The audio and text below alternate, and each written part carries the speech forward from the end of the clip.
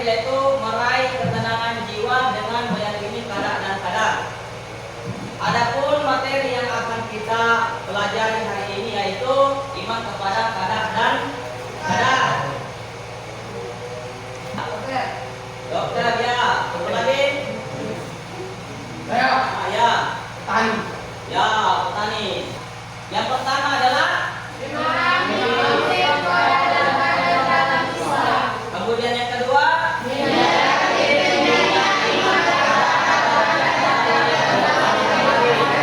yang ketiga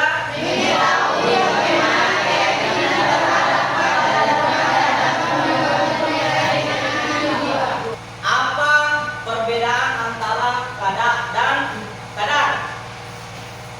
Coba siapa yang bisa jawab?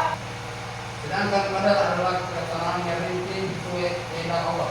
Oke, bagus. Kita harus beriman kepada qada dan qadar. Oke. Manusia harus beriman kepada qada dan qadar karena itu dia dan kita berusaha karena Allah mencintai usaha hamba-Nya meskipun telah dilakukan. Kemudian pertanyaan ketiga, apa yang kalian lakukan ketika mendapat musibah? Saya Pak, Oke. bersabar dan menerima dan dengan ikhlas. Ya, pertanyaan yang saya kasihkan. Mudah-mudahan setelah ini kita bisa memahami pada apa itu qada dan qadar. Seorang siswa merasa sangat gelisah karena hasil ujiannya tidak sesuai harapan meskipun dia sudah berusaha keras. Dia merasa putus asa dan tidak tahu bagaimana cara menghadapi situasi ini. Bagaimana ajaran Islam khususnya iman kepada qada dan qadar? Apa yang harus kita lakukan ketika mendapatkan musibah ini? Saya Pak, Oke. dia harus tetap berusaha memperbaiki keadaan.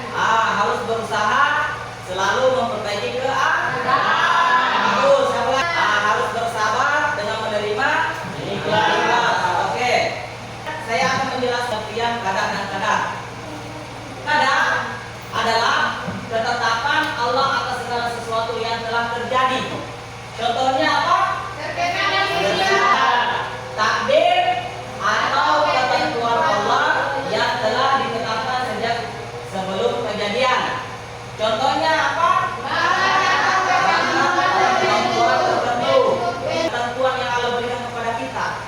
Jadi nanti besar, apakah kita mau menjadi guru, mau menjadi petani, mau menjadi alim. Dalam Al-Quran tentang qada dan qadar dalam surat Al-Hadid. Coba dengarkan, saya akan baca. Bismillahirrahmanirrahim. Ma asaba min musibatin fil ardi wala fi anfusikum illa fi kitabin min qabli an nabra'aha. Inna dzalika 'ala Allahi yasir.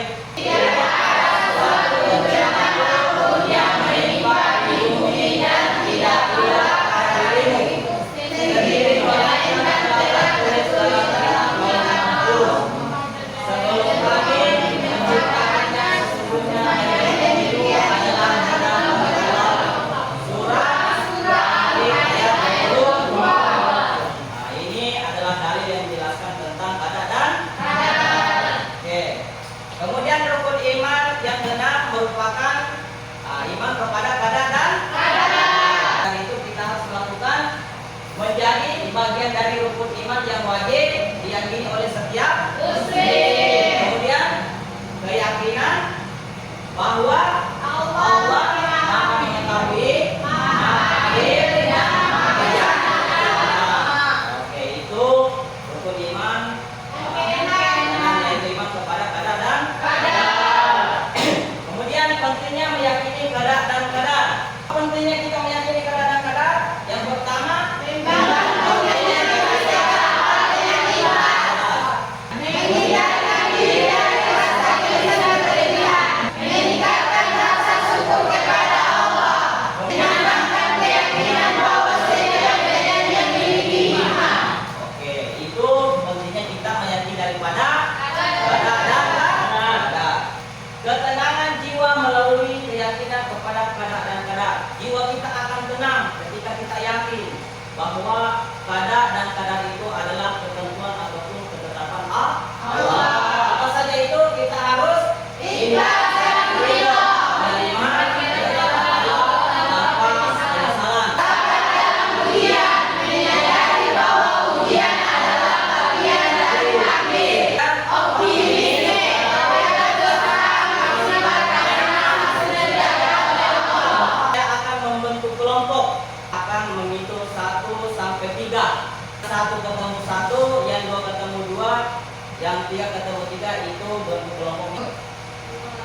tiga. Satu, dua, tiga. Satu, Dua, tiga, satu, dua, tiga. Nah, yang satu bergabung dengan satu, yang dua bergabung dengan dua, yang tiga bergabung dengan tiga. Coba saya bentuk kelompok, akan memberikan tugas setiap kelompok.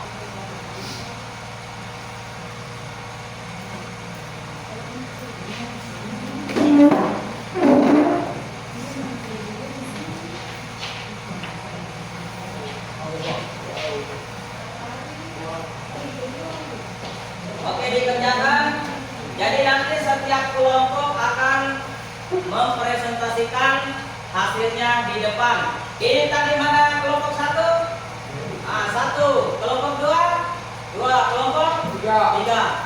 Siapa yang mau duluan maju untuk presentasikan hasil diskusinya? Oke, naik.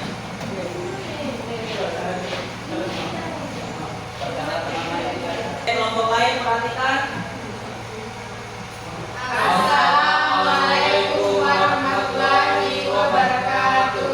Waalaikumsalam warahmatullahi wabarakatuh. Perkenalkan, kami dari kelompok 1 ingin mempresentasikan hasil diskusi kami. Perkenalkan, nama saya Lorenza Alibin. dan saya Intan Nur Azmi dan saya Marwa. Apa makna qada dan qadar dalam Islam? Dalam Islam, qada dan qadar adalah kedua konsekuensi terkait apa yang tidak dapat diubah. Sedangkan qadar adalah cara Allah Subhanahu wa taala menjelaskan kehendak tersebut yang dapat melibatkan pilihan dan tindakan manusia. Iman kepada qada dan qadar merupakan salah satu iman dalam Islam. Dengan beriman kepada qada dan qadar, seseorang muslim dengan sabar diri. Demikian yang saya dapat sampaikan. Wassalamualaikum warahmatullahi wabarakatuh. Assalamualaikum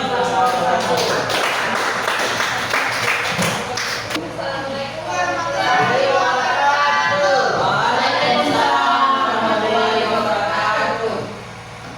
Perkenalkan, nama saya Nadia dari kelompok 2 ingin mempresentasikan hasil diskusi kami. Dan saya Mirna. Dan saya Mustia. Bagaimana keyakinan kepada qada dan qadar dapat membantu seseorang menghadapi rasa cemas atau kecewa? Keyakinan kepada qada dan qadar dapat menjadi lentera bagi jiwa yang dilanda kecemasan atau kekecewaan.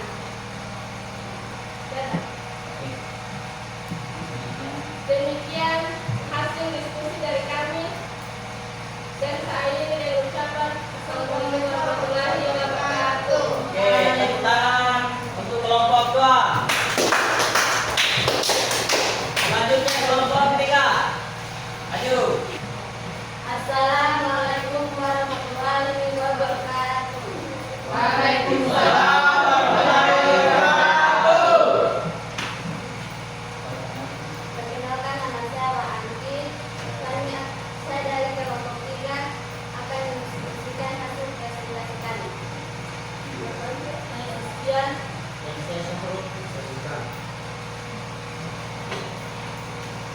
Apa sikap yang harus dimiliki seseorang dalam menghadapi ujian hidup? Sikap yang harus dimiliki seseorang dalam menghadapi ujian hidup sangatlah penting untuk menjaga keimanan dan keimanan. Berikut beberapa sikap dan materi kami yang disampaikan. Kalau ada kesalahan mohon dimaafkan, dan saya akhiri. Assalamualaikum warahmatullahi wabarakatuh. Waalaikumsalam. Tepuk tangan untuk kelompok ketiga. Oke, alhamdulillah semua dari kelompok 1, 2, dan 3. Jadi Pak Guru akan memberikan buku, nanti kalian buat tugas seperti ini, buat peta konsep.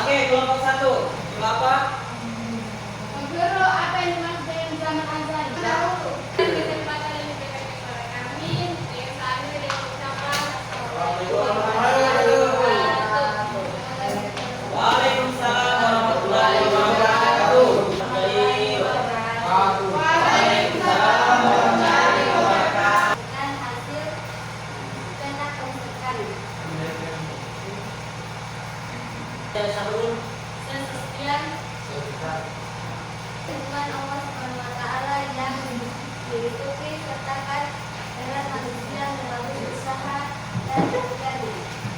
Terima perhatiannya dan kami. Wassalamualaikum warahmatullahi wabarakatuh. Baik, siapa yang bisa jawab? Ya. Mengerjakan tugas yang terbuat dan kadar. Ya, siapa lagi? Membuat pegangan tentang Oke, baik, tepuk tangan. Apa hikmah daripada yang kita pelajari tentang kada dan kadar? Ikhlasan dan ridho. Satu orang? Ikhlas dan ridho. Ya. Coba. Nah, kemudian? Saya Ya. sabar dalam ujian. Nah, siapa lagi? Ferdi? Nah, selalu optimis. Segala sesuatu yang kita lakukan, baik itu mudah maupun berat, itu harus optimis. Itulah yang kita dapat pelajari pada hari ini. Oke, jadi saya akan memberikan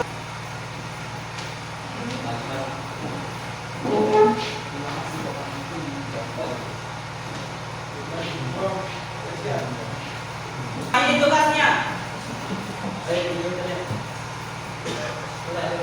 Coba kalian tulis apa langkah yang akan Anda ambil untuk menghadapi ujian hidup dengan iman kepada kadang-kadang. Ini tugasnya, ini menilai daripada hasil kalian, akan merata-ratakan daripada hasil kalian. Dari hasil pertama tadi, alhamdulillah nilainya sama. Kemudian untuk tugas yang kedua, untuk kelompok 1 nilainya 90. Untuk kelompok 2 nilainya 88. Untuk kelompok 3 nilainya 80. Sebagai kesimpulan daripada pembelajaran kita hari ini, apakah